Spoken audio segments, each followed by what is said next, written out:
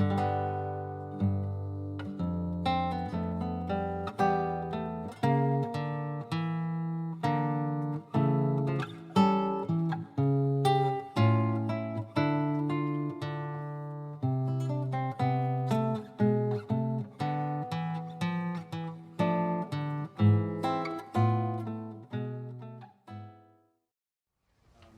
name is Bob Cowart, and I want to welcome you to the first of hopefully many talks here at the Golden Gate Miracle Counseling Center. How many people heard Joel speak last night? Okay, so you already heard my spiel. So, okay, most people heard my spiel. So with no further ado, I will turn things over to Joel, and please welcome him warmly.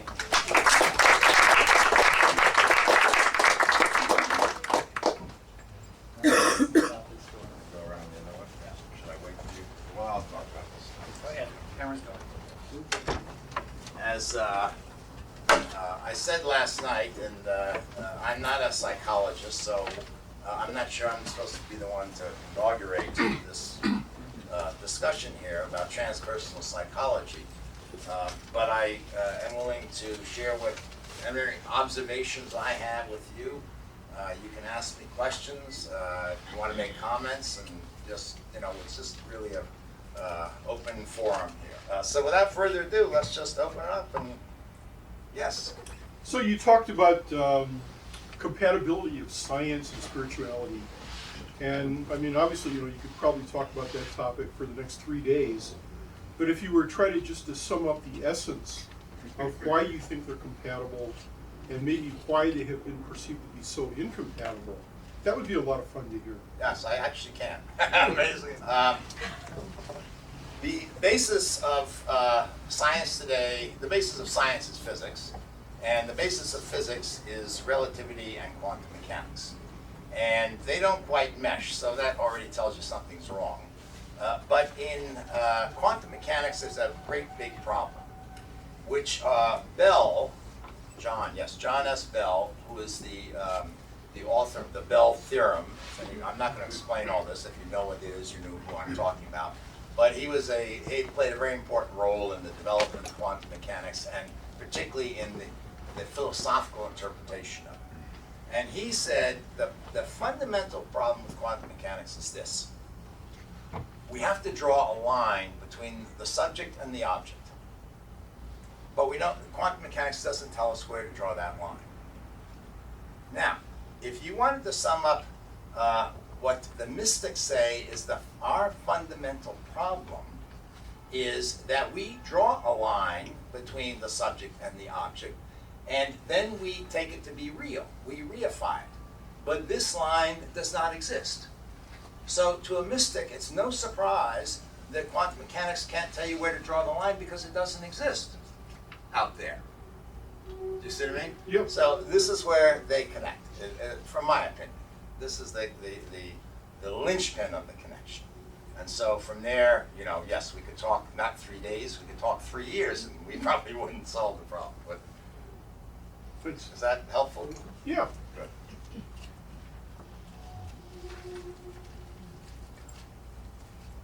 Well, since people are shy, I'll go again. Yeah. As I was at this conference today, I was just feeling incredibly fortunate at just how many wonderful teachers there seem to be around at this point in time, and particularly in this area, but not just in this area. And I mean, it just strikes me, I think I could count off several people who I think are living Buddhas right here, right now, who I have literally sat in the presence of. I mean, am I just imagining this, or are we really that fortunate? Well, let's see, how many of you here? I'd say, 20, 25? Right? I'm sitting in the presence of 25 living Buddhas. Not all of you know it, perhaps, and that may be a problem, but I don't know the historical answer to that question. I know there are a lot of theories about, there's the awakening in the West and it's spreading and so forth. And I must say I don't spend a lot of time worrying about that. I do my little job, my little part, and whether we are, on the verge of a great leap forward or whether we're on the verge of the dark ages and we should be preserving this wisdom and building monasteries in the mountains, and moving up there, as the monks did in the Middle Ages, I don't know yet, and I really don't have any, foresight in that sense. So. Yeah. What kind of wisdom do the Gnostics have to offer that Can't hear the question. What kind of wisdom do the Gnostics have to offer? And I assume you're talking about the historical Gnostics around the time of the first centuries of Christianity? Yes. Let me clarify that. I use the word gnosis a lot. I use it as really a technical term for what a lot of people call enlightenment, realization, awakening, or maybe full awakening if we wanted to separate them out. And I picked that term 20 years ago because I thought I could pick a neutral, generic term, that didn't apply to any particular tradition. So if you talk about realization, people associate that with Advaita or whatever. And then just around that time, the Gnostic Gospels were getting popular and people were learning about the Gnostics. And the way I use the term is not the same as the Gnostics of that movement of early Christianity. I've read the Gnostic Gospels, and from my point of view, I would say there are some who were Gnostics in my sense. The Gospel of Thomas is a gospel that is, I think, extremely important and shows Jesus was a Gnostic in my terms. Some of the Gnostic Gospels are very dualistic. They're very concerned with cosmologies and stuff that I'm not all that concerned with. So if I use the word gnosis here or Gnostics, it doesn't connect with the early Christian. Yeah. Do you think talking about non-duality or awakening or what I'm thinking about awakening or what your experience of awakening is inherently problematic? Yeah, it's inherently impossible. I'm going to go farther. And it's interesting, let's use this word non-dual. I mean, I use the word non-dual when I'm writing like more philosophical kinds of stuff. I just don't use it in like non-dual wisdom is not in my normal vocabulary. But one of the problems with non-duality is, and I often point this out, what the mystics say is that ultimate reality is non-dual. That's what's disclosed by awakening, by gnosis, by realization. You realize it's non-dual. But the trouble, even saying that, is falling short of the truth. Because once we use the word non-dual, we've set up a duality between duality and non-duality. So this non-dual transcends even that distinction. And in fact, whenever we use any word, we are creating distinctions. And that's the function of language, And I like to say, like, if I name this flyer, I just have to name it flyer. I've already distinguished it from everything that's not flyer. I've created a boundary that sets this off. And we do this through language. And if you notice in many, in the mythologies of many traditions, the world is created by speech. So those of you who had a Catholic upbringing or Episcopal or something, or any Christian, I guess, in the beginning was the Word was with God, the Word was God, not anything that was made without Him or something like that. Well, this is a description of how the world of multiplicity arises. It's through naming. It's through the Word. It's through using words. I mean, there's a very deep psycho-spiritual truth embedded in that little passage there. And you'll find other traditions too. In the Islamic tradition, the world comes into being by the command of God. God says, be, and it is. And that be separates whatever's being commanded to be from everything else. And of course, in the Torah, in the beginning, God created by saying, let there be light. So it's, again, speech that creates the world. So whenever we use speech, we are creating distinctions. It is the function of language to create distinctions. And the problem is not that we use language and create distinctions, and I always reiterate this, is that our speech is the glory of human beings. Without speech, I mean, we're, what are we? I mean, we're monkeys. That's, but we create these distinctions.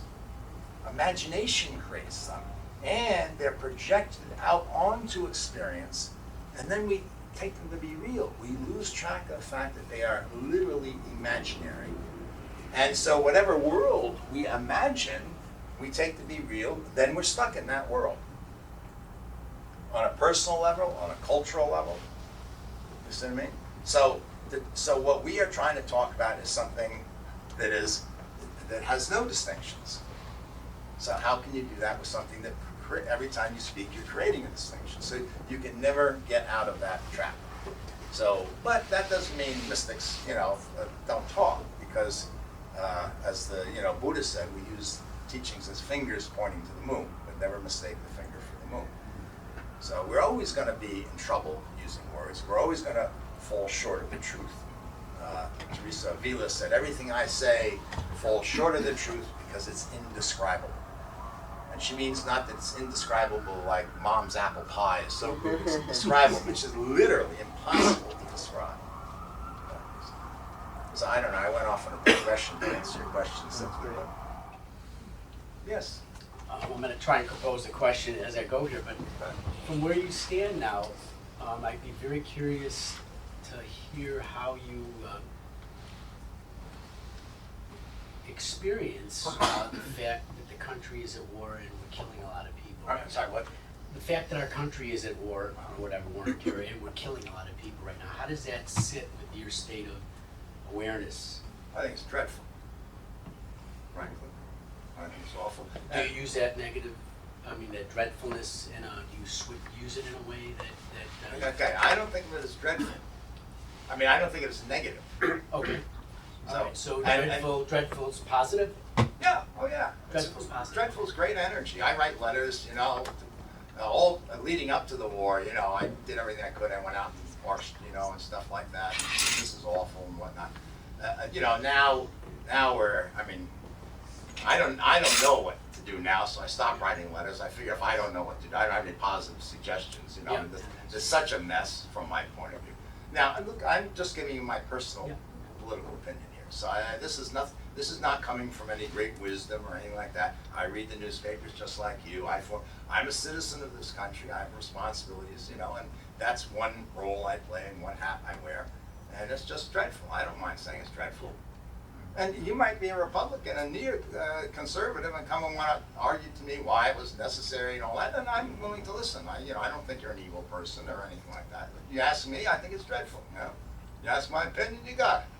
So can I just follow up one thing Yeah, though? sure. So in that sense, you just kind of hold it at that place. I guess I'm getting to the sense of the possibility, the many possibilities for acting with that energy in some way that's constructive, and feeling the actual, dynamics of power that are, for me, my experience, real. You were in the military, there's hierarchies that are not illusionary. They're structures in this world when you're measuring things, as opposed to measuring energy and physics. How do you reconcile this aware state, the sensitive state that you'd be in? And I'm working with this myself. That's why I ask. Yeah. And the tremendous energy once you open to it. You know what I mean? So now this is where we're going to run into, I think, maybe some semantical problems. I am not in any aware state. I'm not. Right now I'm in a state of heightened awareness because I'm listening to your questions and stuff like that. But to me, awakening, realization is not about entering some aware state. In fact, it's about being free of any state. And whatever state is appropriate that arises, that's the state I'm in. So I'm not trying to hang on to any aware state, So if I'm in a state of outrage about what the country's doing, I'm in a state of outrage about what this country's doing. See, I think this is a big error that people make in our time. And I have a little, actually, kind of crude way of demonstrating. If somebody came to you, a lot of you are therapists here, so doctors or whatever. So if somebody came to you and they had a chronically constricted fist, and it started to ache after a while, and they came to you and they said, I'm in such pain. I've got this, it's my hand's such pain. And then your job, perhaps, this is what I would think of it as, you can't open their hand, but you have to point out to them that they are creating the pain by holding on to something and that there is actually nothing to hold on to. They don't have to hold on. I mean, there is actually nothing to hold on to, but they don't have to go around like this. And one way or another, and each person might be different, how you would show them this or how they might stumble on it, or maybe you'd show them and they don't get it, or whatever. But eventually they get it. Oh, if I let go a little bit, it feels better. Ah, it feels better. And ah, and ah. And finally, the hand comes completely open. That's wonderful. If you've been in your whole life constricted like this, these states, and they are states of peace, of bliss, of contentment, love, they're just, there's some people who just never experience that until they get on a spiritual path. And it's extremely valuable. I'm not knocking this at all. But now if you go around trying to hold your hand open all the time, well, I can't pick up the flyers. I mean, you know what I mean? So and if you get chronically stuck in this state, and I know people who are on a spiritual path who've had some experience like this, and they're always trying to be like this, and stuff's going on around them all the time. It's upsetting me or upsetting any normal person. No, it's all peace. It starts to get very artificial. That starts to get very painful in a subtle way. What realization does is it gives you freedom. When it's appropriate to have your hand open, it's open. When it's appropriate to close it, it's closed. And all the states in between. And it's fluid and it's free. And it doesn't have any particular state to be in. My hand doesn't have a proper state that it should be in, as opposed to some state that it shouldn't be. You understand what I'm talking about? So for me, this was the great freedom. I didn't have to be anybody. I mean, I'm whoever I am now, that's who I'm supposed to be. So I don't have anything to live up to. As you can notice, I'm shameless here. I don't say anything. So to me, it's all about freedom. That's really what it's about. So when you ask the question, I don't think in those terms. I don't, it just isn't a problem in my life. Now, I will say this. I think there's such thing as appropriate action. And if you recognize what this energy is, like outrage, and you don't identify it as I am outraged and stuff like that, and you see it as an energy rising, then part of that freedom is, okay, so what is the most skillful way to manifest? So, I used to be a Maoist revolutionary after I came back from Vietnam. And what I could see, the only thing I could see skillful to do was put all the bourgeoisie up against the wall and machine gun them to death. It wasn't very skillful. I'm glad we didn't win the revolution, and you should be too. But, so now, we wouldn't be here, I'll tell you. The commissariat would be breaking this meeting up. So then, and this is something that, there isn't an answer to, and there isn't really and ultimately a right or wrong. So, you might try something. Oh, well, it wasn't very skillful. Well, you're a human being, you got a brain, you learn from that, you don't do that one again, try something else. This is the dance of life that we play. And you're never going to arrive at the right thing to do in that sense. You're going to have some, some hits and some misses, and the game of life, like, Yes. Yes, you. Okay, maybe I could respond to your hand example. I really wish it was that easy. There's, especially from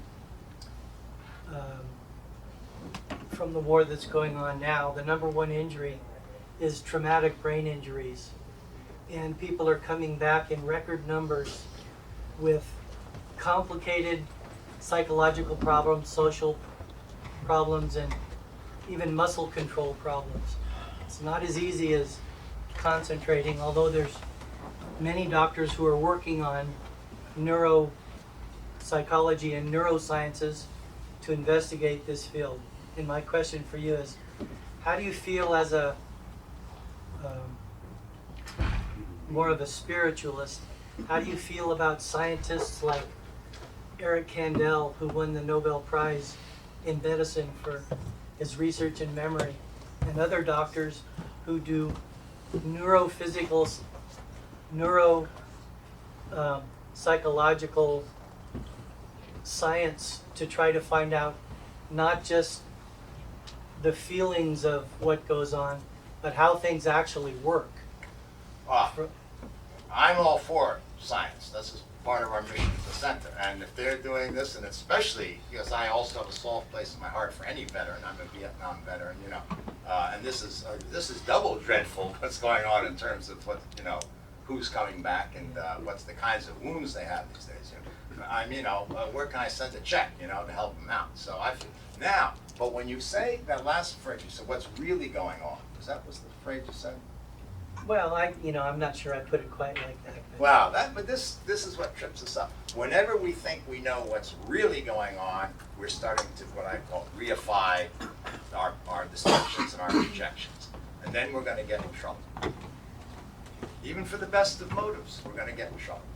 Because we're going to be, this is real, and those people who don't see it my way, they're deluded, and they need to be corrected, and I got the answer, and they don't, and you're back to another war.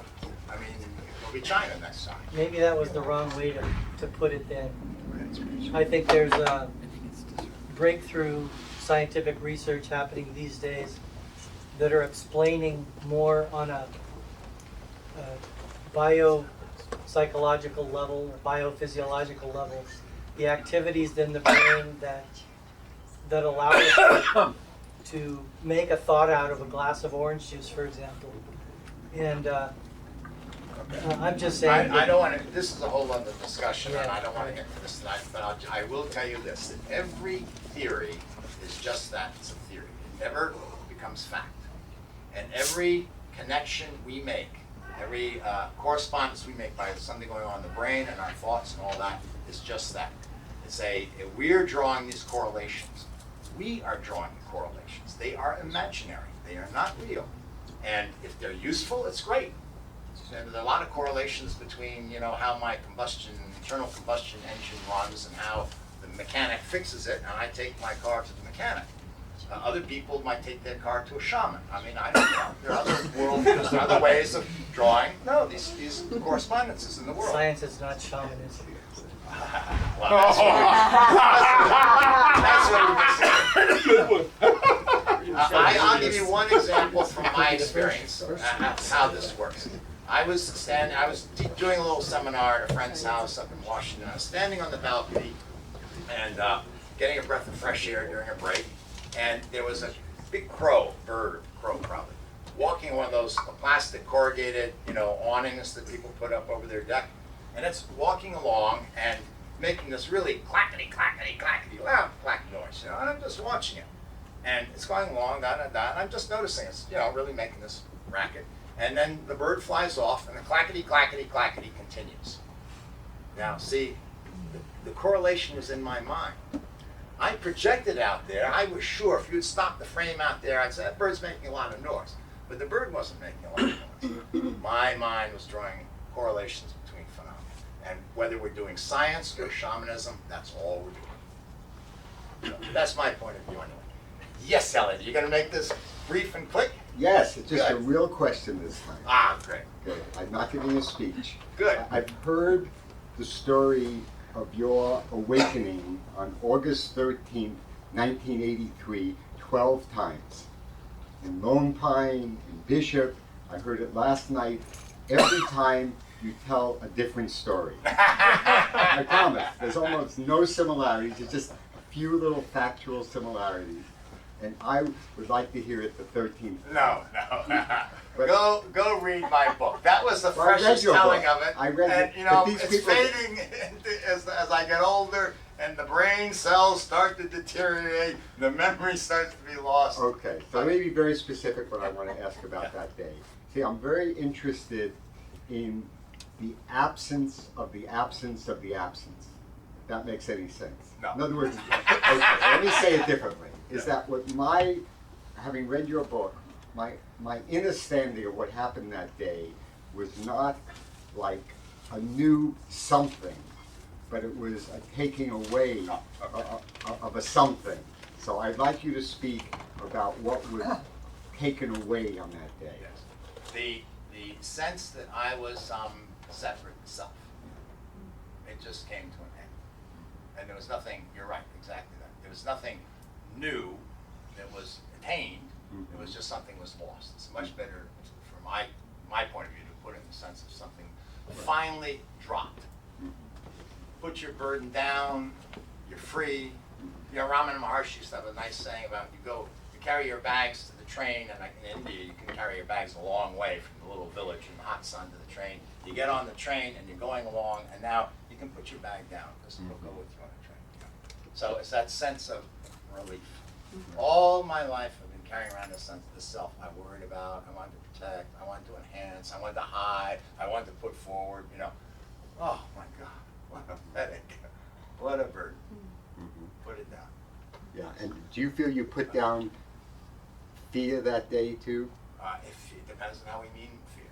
Okay, I understand that if a lion jumped you at this moment, there might be a Adrenaline bodily would reaction. rush through my body, my hair Right. would stand in the back, Right. and from New York I'd go like that. I do that too, yeah. But let's say you spend your night worrying that your wife might not accept you, No. or that she might leave you, No. or that you might give it. Now that would I worry about. That I'd be worried about my wife. I'd say, don't leave me for Elliot. Anybody but Elliot. Okay, I'll shut up now. Thank you. So there seems to be sort of these two tracks. It's about the possibility of a gradual growth and development and evolution in terms of like emotional reactivity or something, and then there's this qualitative shift that you're talking about as awakening, right? That's the That way I there's use it, some yes. threshold that you cross over, which is a discontinuous sort of a thing. Right. So I guess what I want to know is any light you can shed on the distinction between those two things and how, because there's some sort of freedom that happens with this discontinuous shift, Right. but you still have some kind of emotional reactivity, but perhaps it's a different kind of emotional reactivity than you had before. Do you see what I'm getting at? I do. So, so that I can give you. Actually, we can pick up on what Elliot said here. Let's say I ring a gong. Could you ring that gong there? And that way, before you ring, everybody listen, and listen for the moment when the ring disappears completely. Okay?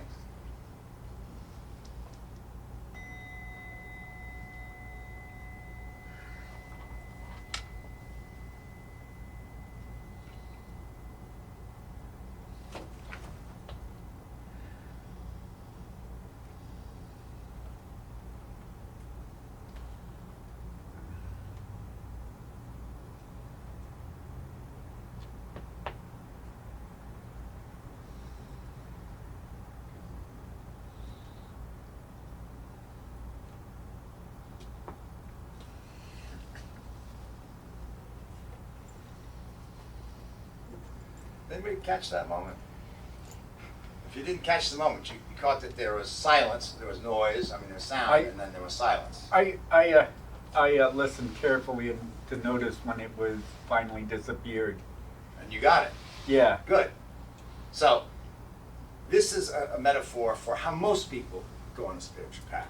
Doing practices, which I strongly believe in, you start to shed the clothing. You know what I mean? You start to notice things, the grossest level identifications. Because self isn't one thing, it's made up of a whole bunch of things. You know, it's actually an illusion created by motion. And you shed them, you stop grasping and pushing away as much, you know, you get freer and freer, and you get more joy and more spacious in your life. I mean, you know, even if you never woke up, this is still very valuable to do. But there's still that sense of self. There's that fundamental distinction between I and other.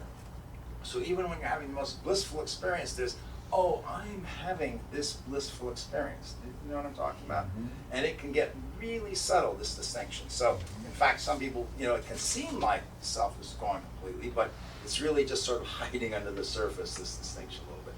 But when you get to the point where it's gone, it's gone. That's a qualitative difference. That's like the sound got, you know, very, very weak, and you could hardly hear it, and then it got strong, and you know, that's all variation and change. But silence, it's gone. It's just gone now, you see.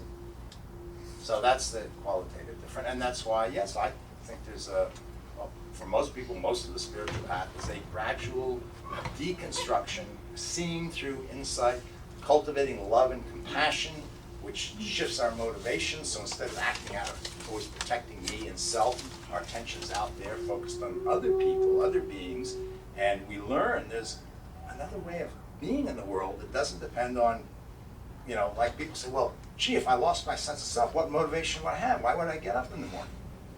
Why do you get up in the morning to help out? So all these things are extremely important, particularly love and compassion, which we haven't come into tonight, but that is, I think, just half the path. I mean, one half is insight, and the other half is love and compassion.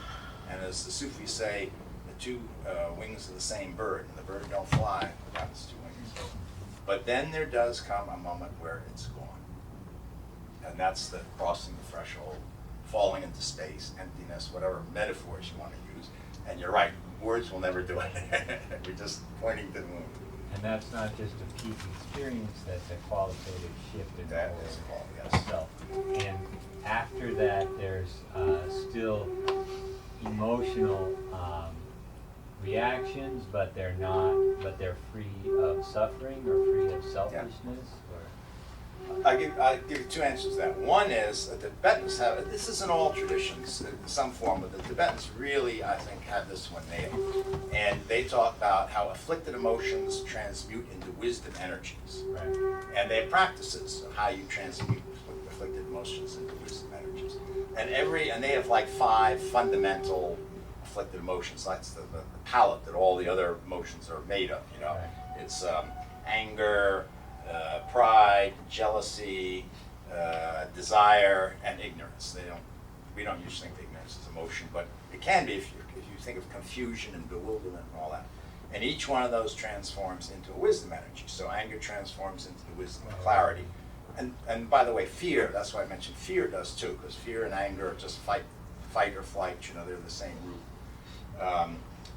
Pride transforms into the wisdom of equanimity. Jealousy transforms into the wisdom of all-accomplishing wisdom. Desire, grasping, greed, lust all transform into compassion. And then ignorance transforms into enlightenment. So if you got rid of anger, you couldn't have any wisdom of clarity. If you got rid of jealousy, you couldn't have all-accomplishing wisdom. If you got rid of desire and grasping, greed, you couldn't have love and compassion. So if we spend our spiritual path trying to get rid of these emotions, we're throwing away gems. I mean, we're throwing away the goodies. We're taking, the treasure, and we're throwing it out the window. So the trick is to see their true nature, and that's why I mentioned it, like anger. First of all, you got to see that it isn't negative or positive in that, sense that we're always struggling with it, grappling with it as though something negative we had to get rid of. But then we see how it can be used. And I'll give you one example. There are many examples from my life, but this is one that sticks in my mind. It was so dramatic and so clear-cut. So if you want one like this. When I first got to Eugene, I lived in a little apartment, and our little group met like 7 or 8 people in our little living room, and it was on the 2nd floor. And I used to smoke in those days. So at night, I wouldn't smoke in the house because, I didn't want to, I didn't even like smoking in the house by then because I got used to smoking in the house. Was it cigarettes or marijuana? Cigarettes. I gave up marijuana back in the 60s, Elliot. You might think about that too. I saw you today. I was wondering, what's this guy been smoking? I was not stoned. You're naturally stoned. I know. Anyway, so it was winter time and it was cold and it was raining outside. So I went out to the living room and I opened the window and I stuck my head out here and I'm smoking, blowing the smoke out. And it's about 3 o'clock in the morning. And here comes this teenager. He's walking down the street, in the middle of the street. He's sort of looking around. I thought, that's curious. And he gets over to my car. I don't know why he picked my car. I mean, this is a 30-year-old wreck. They're nice cars in the block. But anyway, he gets over to my car, and he's standing by the driver's side window, and he takes his fist like this. And I see, he's going to smash the window of my car. Now, I like this pregnant pauses. I used to be in the film business. I leave you a cliffhanger. Now, what I'm telling you did not go through my mind in thought form. But I have to, if I want to communicate to you, I have to put it in thought form. So this is translated into thought roughly when this poor kid is about to commit a crime. he's setting his foot on the path of crime, and it could lead to very serious consequences down the line. And he's young. I don't know how innocent he was, but he seemed pretty innocent. What can I do now what would be the wisest thing to do? You know what I mean? Say, hey kid, hold on a minute, I'll come down there, let's have a little chat about what you're doing with your life. That's not going to work. The minute I make myself known, he's going to take off, you know what I mean? I could say, you're going to hell, but he's, I mean, what could you do? So what I did was what any of you would probably do. I yelled out, what the are you doing? And he looked up, and I said, yeah, you! And he started running. I said, you better run. I'm going to kick your ass. The kingdom come if I catch you. And I meant to scare the shit out of him, frankly. And I did not, and I'm not boasting, but I had no attachment to this car. It wasn't I was trying to protect my property or anything like that. I was really trying to make an impression on him so he might think twice about the future, you know what I mean? And then he almost got caught, and So I used anger. Now, I'm going to say, this all just happened. I didn't think this out. I'm not taking credit for it. But it came through. In that moment, that was, to me, the But wisest the thing. kid's going to be resentful against the 40 figures because he's associated. He might very well, and I'm not responsible for the fruit of the action. All I can do is the best I can do in the moment. So if he takes it that way and goes out and starts assassinating people over 40, well, you can come blame me. But the idea is that after post-awakening, these emotional energies will get used, but not in service of protecting the self, That's right. rather That's right. in a generous way. Well, I won't even go that far. I mean, I don't know. See, this is the other big thing. See, when that gong, when that thing stops ringing, you don't know anymore. You don't know what's going to happen the next minute. I mean, there's the truth of our situation. We don't know. I mean, you don't know that the earthquake's going to come. You think you're going to leave here and drive home and get to your nice warm bed, but if the earthquake comes in 30 seconds, you're not going anywhere, especially if it's right under this building. You might go straight down, the earth might open up and swallow. I mean, we don't know. We don't like to face that, but it's the truth, right? So it's living that truth. But the feeling of the emotion is that it's now no longer sort of wrapped up in an orbit, around this self. It's no longer trapped in this orbit, spinning around and around and around. It's free energy now. Let's put it that way. And so from a relative point of view, yes, you could talk about this. It's used as skillfully as possible. It manifests that way. But the most important thing in terms of the difference from, if I talk about my life, is it's no longer a problem. I don't feel my emotions are a problem. And what am I going to do with this emotion? Oh, I'm tortured by this emotion. Right, there's no suffering. Yeah. So it can be anger, and it can be fear, but that's the difference. So that's very hard to describe or communicate. But how can you have anger, fear, sadness, Oh, my cat died. I mean, I had 5 cats die, but one was the Duchess of Adorable.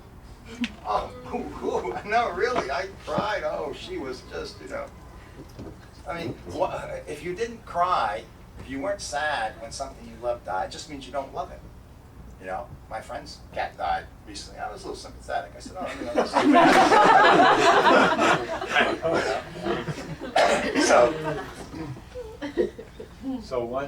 So one advantage of focusing on this gradual process is that you can then hopefully just sort of see the process as the goal and such. But when you see this, that there is this qualitative shift out there that's possible, anything you want to say about how you work toward that without getting too attached to that goal of Oh, you get attached to it. Everybody does if they take it seriously. That's okay. Then that's, was Ben here? Right here. Oh, where? Here. Oh, there he is. We Nowhere. were talking about this on the way up. It's either Haikun or Dogen has a wonderful metaphor for the path. He says, you go out in the forest, and there's this great big tree. You go out and you try to push it over. You can't push it over. You get everybody from the village to come with you, and they all try to push this tree over. You can't push it over. Now you take an axe. You go, piece for myself, piece for myself.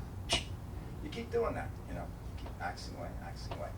And you can think anything you want, it's irrelevant to it, as long as you keep axing away. I'm on the verge, the tree's gonna fall over next to it. It's all, the tree doesn't care. You just keep axing away. There'll come a moment where the tree is starting to go. Now you try to hold it back, you won't be able to hold it back. You get the whole village out there, they won't be able to hold it back. Down it will come. So that's a way oversimplification, but in many ways the spiritual path is like that. If we do the practices in detail, moment to moment, cultivating love and compassion, I think it's good to do, heart opens and stuff like that, but where the rubber hits the road, you're out there on the street, with the obnoxious panhandlers trying to get a quarter out of you or whatever, that's, this is where the practice is. It's in the nitty gritty of life. And you see the conditioning, and you see how the conditioning causes the suffering. It's not the person out there. So that gives you the courage to maybe drop a little conditioning, see what happens, You experiment. Everybody's got to experiment. If you just follow slavishly these practices and teachings, they'll become a real straitjacket. You'll have a new personality, spiritual seeker. You'll get really good at meditation. Boy, that'll be, your head will swell, you know what I mean? I'm the best meditator in the house, in the Zendo. But if you keep loose and keep experimenting and keep tailoring it to your situation, to your suffering, and your suffering is your greatest teacher. Because where there's suffering, there's attachment. Where there's suffering, there's self-centeredness. There's that little petty stuff. So suffering is your guru. Thank you. Let me go look now. Let me follow you, and I'll go down. Oh, I see. It's where I'm holding on to this. Oh, well, what would happen if I just experiment? Let it go. That feels a little better. Or maybe it doesn't. I got to grab again. But you keep flying, keep dancing. Yes. Hi. I have a question about, I suppose, my own practice. And Good. I'm glad. I stop talking about me. See if I can translate it to something that's intelligible. I guess along this, what you're talking about, the gradual, so to speak. I've been sitting shamatha and doing some of the in Tibetan, the compassion practices and so forth, and the stage of getting to a point where, for instance, somebody asked me a question, and starting to catch myself going into a habituated pattern of response. Right. Seeing it. Right. Good. Yeah. Disconnecting from it, but then not knowing. Beautiful. And how do you, that's No, that's where you want to be. That's the point. See, life, spontaneity happens when you don't know. It don't happen when you do know. And that's our problem. That's why, this great Christian classic is the cloud of unknowing, entering the cloud of unknowing. Ignorance transforms into enlightenment. The Sufi, Rumi has wonderful lines about this. Says, sell your cleverness and buy bewilderment. Yeah, okay, right, all right. Well, yeah, we read all that stuff, it's wonderful, but then we get there, and then the conditioning stops, and I don't know, it's like a senior moment, right? When you've got a friend here, and you're going to, and this is, and the mind panics, right? Because it doesn't know. But that's where you want to be. Don't, Sansanim is a great contemporary Korean Zen master, has a center down in LA, and I used to go see him sometimes. And he used to say, don't be afraid of don't know mind. And it's a wonderful thing to remember in your practice. Don't be afraid. And if you're willing to stay in the fire of not knowing, you'll see things arise. And you don't have to worry about them anymore. And they'll be fresh, and they'll be new. And I learned a new word. They'll be authentic. Right? No, really, they will be. And you won't, Meister Eckhart has a wonderful line. Let God work, let man be free. So, this is the space that you give God to work, and then you're free, see? So, just go back and see what happens. Okay? I got a couple questions, or two or three. One, I'm curious about what practices you're actually referring to in terms of your own lineage. I'm also wondering about the relationship between the body and enlightenment, or the mind and body. And the last question is about love. When the self, ordinarily to be in love with someone is the self being in love with someone. And when there is no self, how does who's in love with whom? No, there's the answer. There's no one to be in love with anyone. There's just love.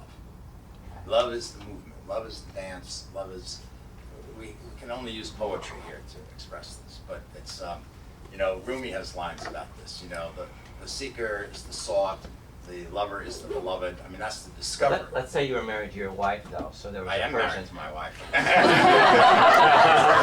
Right, before enlightenment, so there was a self in love with your wife, and if that self, and maybe I'm idealizing something, is no longer existent, it's a different kind of love, though. Could that kind of love, didn't that die? I mean, Well, actually, I was married before enlightenment, but to someone else, yeah. and that didn't work out. And one of the reasons it didn't work out is I was a selfish son of a bitch. I see this very clearly now. I mean, you know, I have compassion for that, but you know, I mean, it wasn't all my fault. I'm not that egotistical. Some of it was her, but you know, that was a large part. So, and now, I don't know what's going to happen tomorrow. She might leave me tomorrow. But that's the point. It's not, the love is the exploration of the relationship. I mean, and that sounds, I don't know, that sounds too much like work. The dance of the relationship, and that sounds too corny. But it's the not knowing. It's the getting up every morning. I said this the other night, you know. I mean, it's just a mystery to me. It's wonderful. I mean, I wake up every morning and look, there's this mystery. I mean, this totally mysterious being here. How wonderful that is. Before, it drove me crazy. I had to know who she was. I had to control who she was. You know what I mean? Now, why would you want it any other way? You'd wake up with a computer, you know? Because it's not a mystery. You program it, and it, you know, does what you want to do. And if it doesn't, like I said the other night, I called Bob Cord. He knows a lot about computers. Come over and fix my wife, you know? So it's the things that, you see, this is the thing. Nothing really changes in that sense. It's just the things that were problems before are now the glory of life. The things you always viewed as a problem, you know? So I don't know how else to describe without going into detail, and I promised my current wife that I would not talk about anything in our relationship. That, you know, I do that spontaneously because I like to draw on, you know, concrete things, and then we'll get back to her, and, you know, she'd say, how can you do that? That's really embarrassing, you know. I mean, they're never about her. I mean, they're never tales on her. They're always tales on me. But nevertheless, I promised her, and I respect that, so I'm not going to go into detail. So then what about the body enlightenment? Let's say how enlightenment is affected by your sleep deprived. By what? Let's say like something like you're sleep deprived, or you Sleep overate. deprived. Yes. Sleep, you know, thank you. Or you overate, or you're just out of sorts. How is Well, the I'm perception sleep of deprived. that. I'm sleep deprived. Right. You know, but I must say, sometimes I talk about my body as the donkey, like, you know, when, and it's I don't know, it's a way of trying. I got this, but it's not original. I got it from St. Francis, who always talked about brother donkey. You know, and it's a way of saying that just like if you owned a donkey, you take care of your donkey, right? I mean, I take care of my cats, and you know, now I got a dog, take care of it, and I love them actually. And I just take care of them, but I love them and I value them. And in a peasant culture, the donkey is not only a very valuable animal to have. I mean, you know, the donkey does all this work and it's really extremely important and all that. So when St. Francis was honoring Brother Donkey, he wasn't dissing the body. He wasn't, you know, as some people mistake that. But it also indicates a recognition that he isn't really this body as opposed to other bodies. Now, in the game of life, I have a special responsibility for this body, and if you're a householder, you have a special responsibility for your wife and your kids, and it's like a circle that moves out. You have a special responsibility, you know, for your community, and then for your country. And this is what this gentleman back here is talking about: wars going on. I'm a citizen of this country. You're a citizen of this country. You know, and you know that responsibility extends by degrees from the center, where you were plucked down. So, and everybody has to, there's no, again, enlightenment doesn't give you some answer for that. You have to work that out in your life. And it's an ongoing relationship because it keeps changing. It's always new, it's always fresh, it's always, you know, how much time do you allocate here? At what point do you say, okay, today I'm going to drop all this, I'm going to put the kids in daycare and go to this demonstration against the war because that's the most important thing, you know. If you got kids, you can't be doing that every day. You've got responsibilities to your kids. But this is, again, the fun of life. This is the, it's not One a of the problem. things is that rich parents oftentimes are able to afford these fancy governesses. I mean, there's all the scandals who will basically will be third parents for the kids. Kids. There've been all kinds of scandals about. I mean, you see all the time these Salvadorian women with kids who are so light-skinned that you know full well they are not their own kids all day, taking them around town all day. And I mean, the rich can do that, can't they? Yes, they can, but I've got to tell you something. In my experience, I lived for about 10 years with extremely rich people, and they're much worse off. I would rather be the Salvadorian maid taking the kids around in most cases. Why?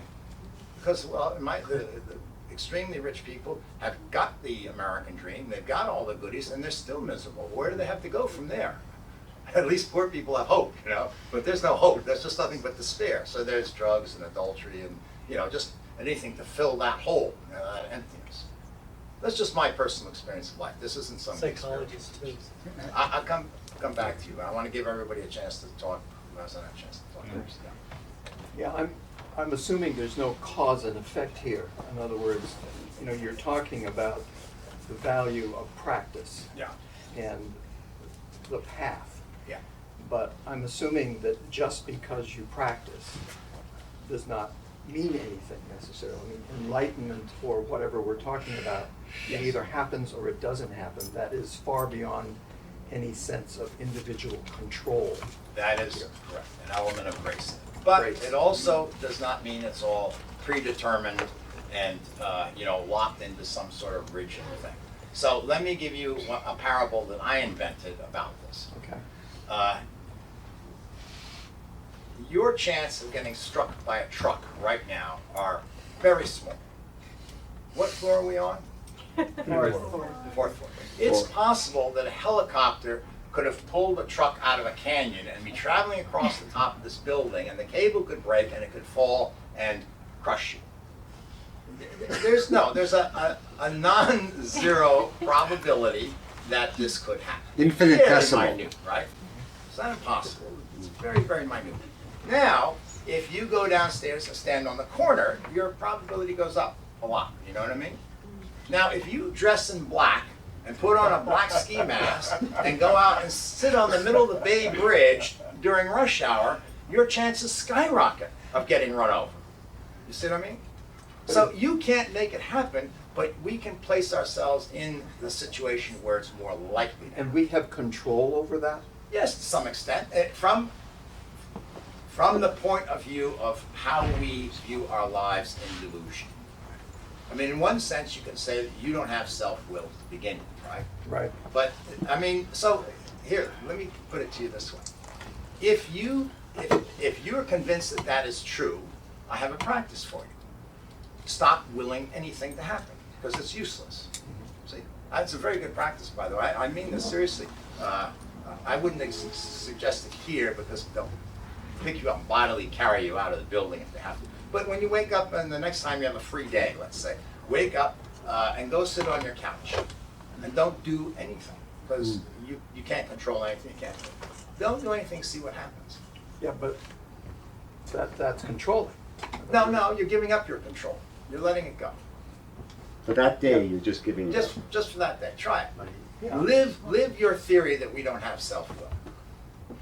If you can. It's a very interesting practice. Either way, all sorts of things can happen. But one of the things usually happens is the will kicks in and says, oh, I've had enough of this. I'm going to get up. But is it your will that kicks in? Well, you go investigate it. That's a really good inquiry. You see, you can make a practice out of that again. Yeah. A great place to do that practice is when you go to a restaurant to order. And you make this a practice. So when you open the door of the restaurant, it's like the gong going off for meditation. Ding, spiritual practice time. So you walk in and you sit down and you get the menu. Or maybe better yet, the waiter comes along, and if you're a fancy restaurant, and tells you this, the specials of the day. And then it's the lamb curry, and then this and the shrimp scampi, and then the braised beef bouillon or something, and not bouillon, but medallions. And you watch your mind and see at what point the decision is made to what is going to be ordered. And you'll see the decision, but is there any decider behind it? Yeah. But the point is to make it into a practice, so it's not just a theory, but it's experiential, that you experience the things. This is a very powerful practice, and one I highly recommend. But generally speaking, what the attitude mystics have is say, look, you believe you have self-will, great, let's use that. Here's some practices you can do that will show you you don't. Okay? It really comes down to that. It's a judo trick. All spiritual practices are judo tricks. They don't get you enlightened. They're judo tricks that trip you up, and so you fall into it, or it falls on you, like the truck or something. Does that help? Yeah. Yeah. You talked about the importance of love and compassion. Yes. I was just wondering if you could tell us about the practices that you use in your school. Right. To help people to. One is starting with formal practice, which I highly recommend, sending and taking prayer. You do Tonglen, some version. Until it rocks my world a little, I back off from that. Okay. Oh, but that's great. Yeah. I mean, that's, it's working. Yeah. See, if you don't do it until it rocks your world, it's not, why do it? I'm not, you know what Tonglen is? Okay, if you don't, this is a Tibetan practice of cultivating love and compassion. You can find out very easily on the internet, or somebody can guide you to it. It's a very well-known practice in our culture. It's a practice of visualization. You visualize friends, enemies, and so forth, and you send out love and compassion. You take on their suffering. That's the gist of the practice. So that's great. And that will, you'll come up to places where you won't go any farther. So I talk about it, okay, we're going to go out and we're going to exercise unconditional love here. Unconditional is important, or selfless, but unconditional is more precise. So you're just, going about your daily business, and you watch when you are withholding your love. You're not trying to do unconditional love. You can't do unconditional love. But once you set it in your mind, you watch what is preventing unconditional love. What is the condition I'm putting on my love in this moment, in this situation? Do you know what I mean? So I did the dishes last night, and I did the dishes the night before, and darling, you better get in here and do the dishes. That's the condition. Otherwise, I'm going to withhold my love. You see what I mean? And then you look at that. And then you really look at that. How does that feel? Is that making you happy? This is the question I always ask. Is that making you happy? Okay. If it's not, if you feel tight, you feel constricted, and you feel, how do I get out of this? I'm in this box, and this separation from this person I do love, So what can I do? And now, instead of being locked into that, you can start to have that freedom. And you don't know what you're going to do, but don't do that. Experiment with letting that condition go. So maybe you just go ahead and do the dishes for a third night or a fourth night, and you just keep playing with it, and you keep seeing how the conditions arise, and you keep seeing how the condition is causing the suffering, not the fact that the other person didn't do the dishes. And when you get it in your fingertips, in your marrow, that it's you who are causing your suffering by setting all these conditions, that you're the one who is blocking love, they start to fall away. And love is there. It doesn't have to be manufactured, you know what I mean? It's there. And it'll take many forms. Like that story I told about yelling at the kid, that was love. I mean, we don't normally recognize as love. Well, any of you are parents know this. If you got your 5-year-old Johnny runs out in the street in front of the cars, you don't say, Johnny, come here, I'm going to rationalize with you. And then you say, Johnny, don't you ever run a street like that again? Don't you know you could get hurt? Well, wait a minute, I'm not finished. And Johnny, it gets Johnny's attention, that energy of that. It's love. It really is love. And Johnny knows it, and he knows you're doing it to protect him, unless you're some sort of abusive parent that is, always yelling at Johnny. But in appropriate situations like that, that's love. Sadness we talked about. Sorrow is love. In fact, every single emotion that you have, the stronger the emotion, the more love is at the root. You get jealous because there's something you love that you're afraid of losing or someone took from you. You get angry because someone took something you love. I mean, If you didn't love it to begin with, you know, somebody else ran off with somebody else's partner. Oh, I'm so sorry to hear that. Let's get some pizza, you know? So at the root of everything is love. We just have to drill in there and find it. Is that making any sense? Very powerful. You know, it's the hardest to give detailed descriptions for. What we do in our group is, you know, we give general descriptions, then people go out and practice it and come back, you know, next week and the week after, and then we talk about what was your experience, how did, you know, and then we have grist for our mill to talk.